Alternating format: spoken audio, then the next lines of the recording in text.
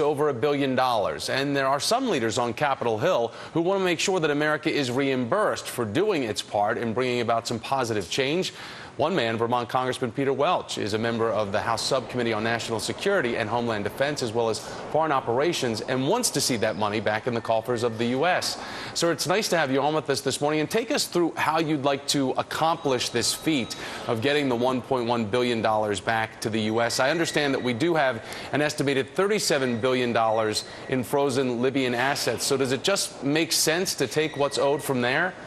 Well, we want to cooperate with the new Libyan government, and there's really two reasons to do this. And Libya has to take the lead. Number one, it would be received as an act of enormous goodwill by American taxpayers. The president made a unilateral decision. I supported it, but it was a bold decision and controversial. If the Libyans paid back the American taxpayers, I think they would see that as an act of enormous goodwill.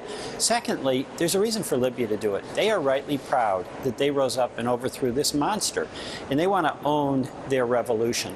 They had help from the United States, from NATO, and from some Arab countries, but what better way, what greater act of confidence than to say, thanks for your help, but we're paying you back. We own our future, and we have to create a civil society on our own.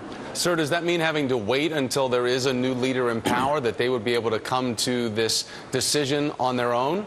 Well, we do have to wait. It's not as though we have a collectible IOU. So this is something that I think Libya would have to decide it's willing to do for the reasons I mentioned.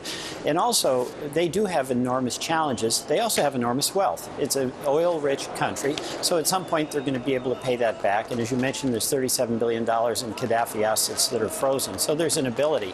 But I think we should be reasonable here. They have enormous challenges to put together a country that was systematically destroyed for 42 years by Gaddafi. Reasonable terms, reasonable time.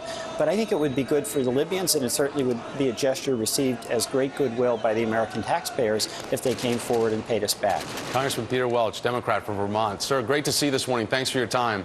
Thank you. Coming up, amazing